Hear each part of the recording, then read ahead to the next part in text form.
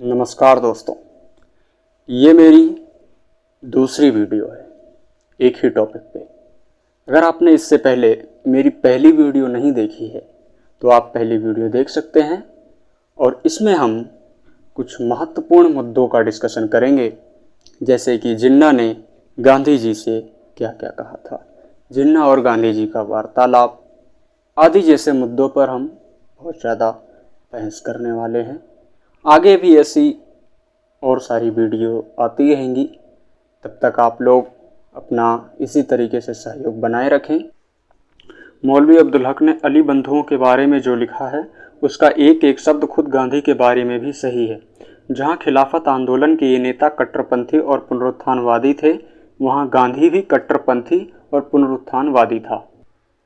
अंतर यह था कि खिलाफत वाले परंपरा के लिए देश से बाहर इस्लामी देशों की ओर देखते थे और गांधी ने अपनी चिंतन का सिलसिला तुलसी रामायण से जोड़ा और रामराज स्थापित करने की बात कही।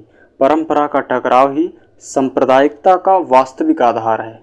मतलब अगर किसी दो लोगों की परंपरा अलग अलग है तो जाहिर सी बात है उनके संप्रदाय के बीचों में टकराव जरूर होगी। यह टकराव अकबर के ज़माने में ही शुरू हुआ।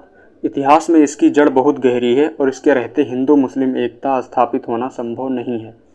उपवासों और सदेच्छाओं से बात बनने वाली नहीं थी। यहाँ पर उपवासों का मतलब ये आया है कि गांधी जी को अगर किसी चीज़ के बारे में हिंदू संगठन फोर्स करते थे तो वो उपवास कर लेते थे, खाना ही नहीं खाते थे। तो यहाँ पर नाथूराम गोडसे ने ये कहा है कि उपवास ही कर लेने से किसी चीज़ का हल नहीं है। मतलब खाना ना खाना, खाना पीना छोड़ देना, ये चीज़ें किसी चीज़ के हल नहीं। अतएव हिंदू नेता और मुस्लिम नेता दोनों ही ब्रिटिश औपनिवेशवादियों के हाथों में खेलते रहे। इस बारे में गांधी की व्यवस्था का अंदाज़ा लगाना हो तो गोलमेज परिषद की घटना लीजिए, जिसे बापू की कारावास की कहानी में बयान किया गया है।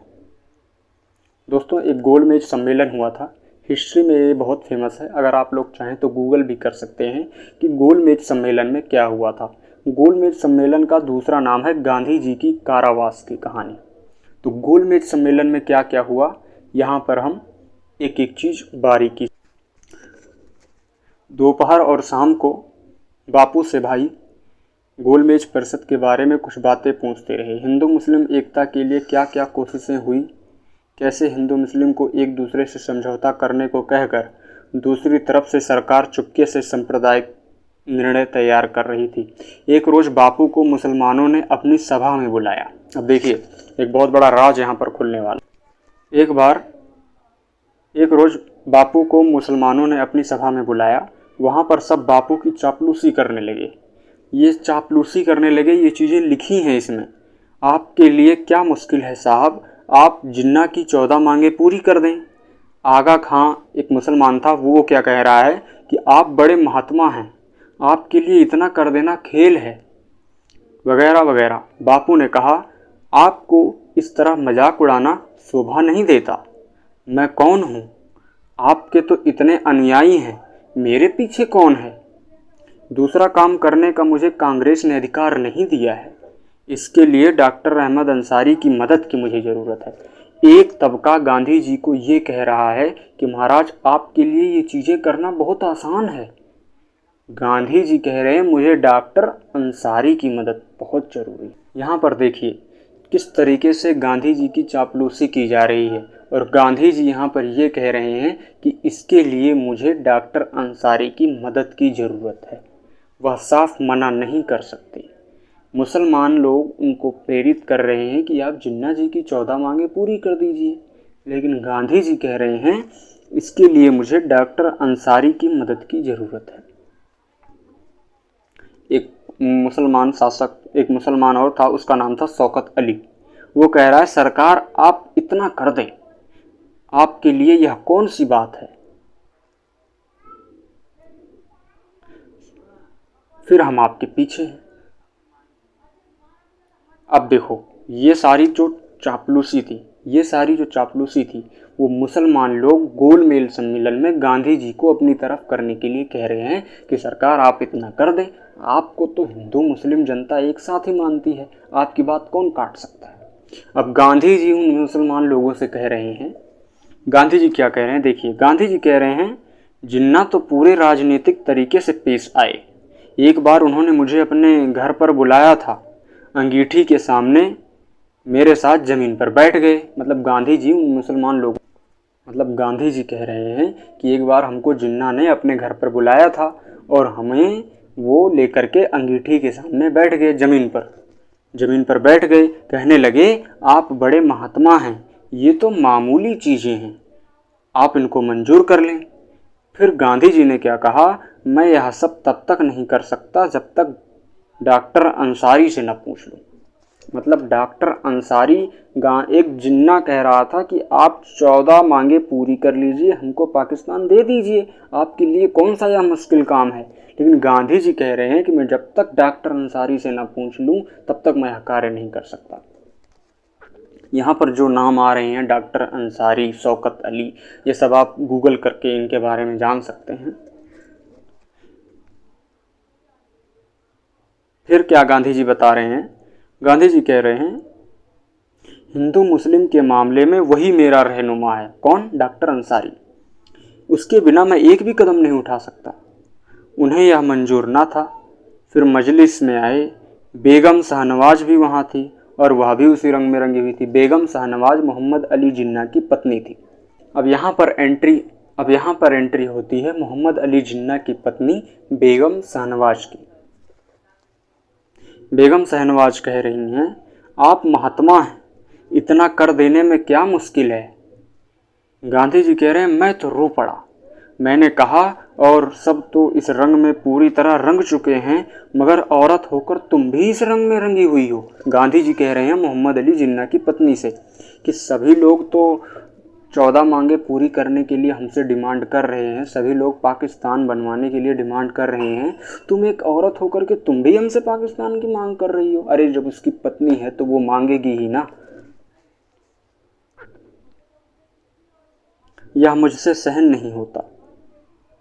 ये बात गांधी जी गोलमेज परिसंवाद में उन मुसलमानों को बता रहे थे जो लोग गांधी जी की चापलूसी कर रहे थे कि अरे महाराज आप इतना कर दीजिए। अब गोडसे कह रहे हैं कि हिंदू मुसलमानों के समझौते की बातचीत टूटी और दूसरे रोज सुबह सरकार का सांप्रदायिक निर्णय हमारे हाथों में आ गया। वह रातों रात थोड़े ही तैयार हुआ था, वह तो तैयार पड़ा ही था। ऊपर मुंह दिखाने के लिए हमसे कहा जाता था कि आपस में फैसला करो, और ऐसा किया जाता था कि आपस में फैसला ही ना हो सके। नाथूराम गोडसे ये कह रहे हैं कि जो उस समय की सरकारें थी अंग्रेजों की, वो कह रही थी कि भैया आपस में सुलह करके रहो, शांति करके रहो, मगर काम ऐसे किए जाते थे कि ये आपस में एकजुट होकर के ना रह पाए। खिलाफत कमेटी के बाद गांधी का वास्ता मुस्लिम लीग से पड़ा।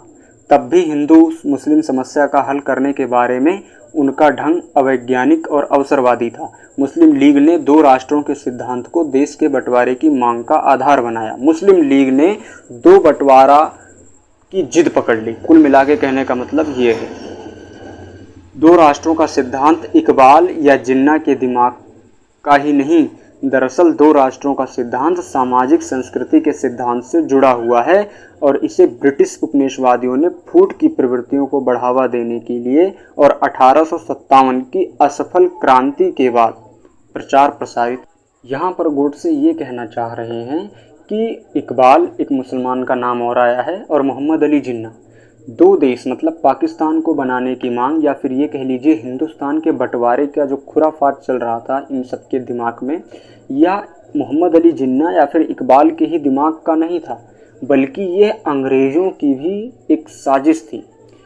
हिंदुस्तान में फूट डलवाने की एक नई नीति थी कि कैसे भी करके हिंदू मुस्लिम को लड़ाया जाए और इनके आपस में फूट पड़े, और वो लोग इसलिए चाह रहे थे। यहाँ पर एक क्रांति का जिक्र किया गया है, 1857 की असफल क्रांति। 1857 की सबसे पहली क्रांति मंगल पांडे ने की थी, तो उसी क्रांति से वो लोग जेलस फील कर रहे थे, तो इसीलिए वो लोग हिंदू और मुसलमानों को लड़वा रहे थे। यहाँ पर इसीलिए नाथूराम गोडसे ये बात कह रहा है। मुगल काल में विदेशी तत्व बराबर बड़ी तादाद में आते रहे। फारसी राजभाषा होने के कारण बुद्धिजीवी बाहर से आते थे और सैनिक शक्ति दृढ़ बनाए रखने के लिए फौज भी उन्हीं की भर्ती होती थी। ये विदेशी तत्व हिंदुस्तानी दल के मुकाबले में हमेशा मुगल दल के रूप में संगठित रहे। ये लोग अपने आप को हर बात में स्थानीय लोगों से, चाहे वो हिंदू हो या मुसलमान, सबसे श्रेष्ठ समझते थे। जो मुगल लोग आते थे उन्होंने अत्याचार दोनों लोगों पे किया, मुसलमानों पे भी हिंदुओं पे भी। वो लोग मुसलमानों को और हिंदुओं को, उनसे अपने आप को श्रेष्ठ समझते थे, बलवान समझते थे। मुगलों के बाद जब अंग्रेज आए तो इनमें से बहुतों ने उनके सामने आत्मसमर्पण कर दिया। 1857 की लड़ाई में अंग्रेज़ों की जानें बचाकर जागीरें, इनाम और उपाधियां ली। मतलब 1857 में जब मंगल पांडे ने क्रांति की तो जो मुसलमान, उस समय जाहिर सी बात है मुगलों का ही शासन रहा तो मुसलमान ही भी सत्ता में ही थे, तो मुसलमानों ने अंग्रेज़ों की जान बचाई, और जो जान बचाई तो मंगल पांडे को पकड़ लिया गया। तो फिर जिन जिन मुसलमानों ने जान बचाई थी अंग्रेज़ों की, उनको जागीरें दी गई। दोस्तों, ये इसका पहला भाग है। दूसरे भाग के लिए अगली वीडियो ज़रूर देखना पसंद करें, और ये बात इस वीडियो में या हमारे द्वारा दी गई जानकारी यदि आप लोगों को पसंद आई हो तो इस चैनल को लाइक करें, सब्सक्राइब करें। धन्यवाद। जय हिंद।